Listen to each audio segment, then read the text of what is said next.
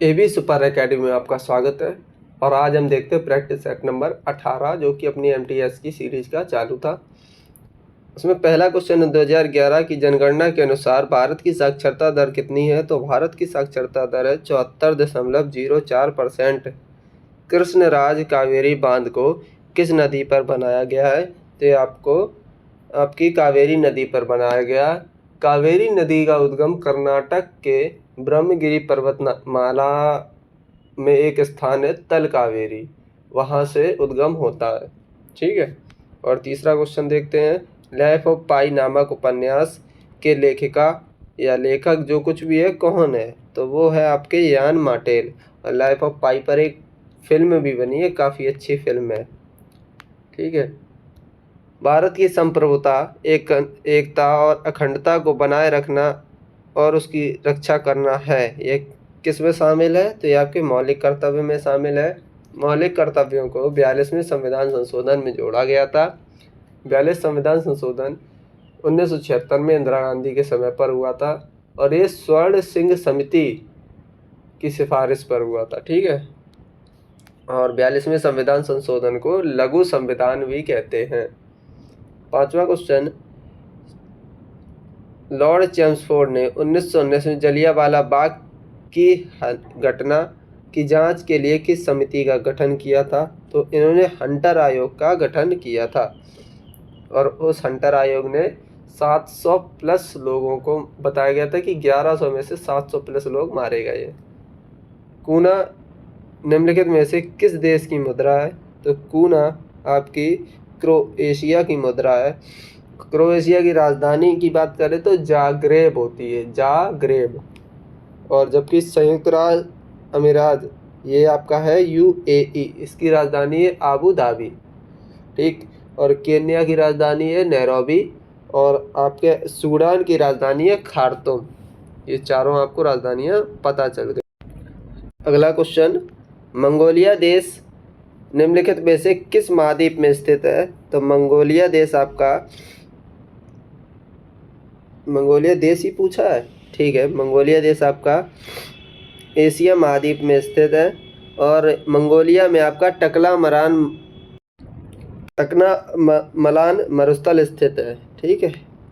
कागज के बदले अनाज कार्यक्रम किस पंचवर्षीय योजना में प्रारंभ हुआ था। तो ये आपका 5वीं पंचवर्षीय योजना में आरंभ हुआ था और ये आपकी 5वीं पंचवर्षीय योजना 1974 से लेकर 1978 तक चली थी।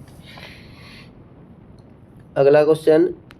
बिहारी पुरस्कार किस क्षेत्र में दिया जाता है। तो बिहारी पुरस्कार साहित्य के क्षेत्र में दिया जाता है। Next question. सात्विक साईराज, रंकी रेड्डी और चिराग रेड्डी किस खेल से संबंधित हैं। तो ये आपके बैडमिंटन से संबंधित हैं। भारत में बैडमिंटन से और भी लोग संबंधित हैं जैसे पीवी सिंधु, साइना नेहवाल, ज्वाला गट्टा और प्रकाश पादुकोण। हाँ, प्रकाश पादुकोण वही है दीपिका पादुकोण के पिताजी। ठीक है। 11वां क्वेश्चन देखना। उस क्वेश्चन में लिखा हुआ है संसद के संयुक्त सत्र की व्यवस्था किसके तहत की जाती है। तो ये 108 अनुच्छेद के तहत की जाती है। संसद का संयुक्त सत्र जो होता है इसको बुलाता है राष्ट्रपति, जबकि इसकी अध्यक्षता करता है लोकसभा का अध्यक्ष। अगर लोकसभा का अध्यक्ष अनुपस्थित हो तो लोकसभा का उपाध्यक्ष इसकी अध्यक्षता करता है। किस गुप्त राजा के शासनकाल के दौरान चीनी यात्री फायान भारत का दौरा किया। यह आपका चंद्रगुप्त द्वितीय के दौरान किया था। निम्नलिखित में से किस परिषद में जैन धर्म को दो भागों में विभाजित किया गया था।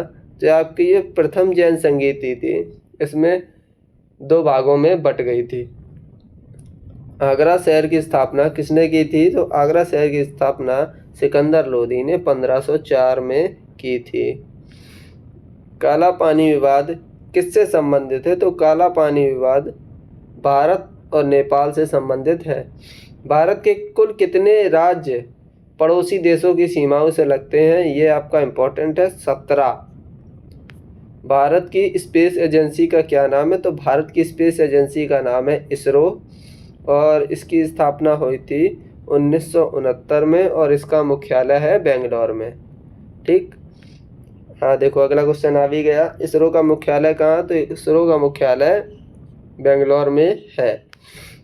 भारत के रॉकेट मैन के नाम से किसे जाना जाता है? तो के सिवान को रॉकेट मैन के नाम से जाना जाता है। गौतम बुद्ध का जन्म कहाँ हुआ था? गौतम बुद्ध का जन्म कब हुआ था पूछा है तो 1563 में हुआ था लुम्बिनी नामक स्थान पर। प्लासी का युद्ध कब हुआ था? तो ये 1757 में हुआ था। रॉबर्ट क्लाइव अंग्रेजी सेना की अध्यक्षता कर रहा था। अध्यक्षता करने का मतलब है वो लीड कर रहा था। ठीक है। अगला, जलियांवाला बाग हत्याकांड के समय गवर्नर जनरल कौन था? तो इस टाइम गवर्नर जनरल आपका लॉर्ड चेम्सफोर्ड था। मिट्टी का अध्ययन क्या कहलाता है? तो मिट्टी का अध्ययन आपका पेडोलॉजी कहलाता है।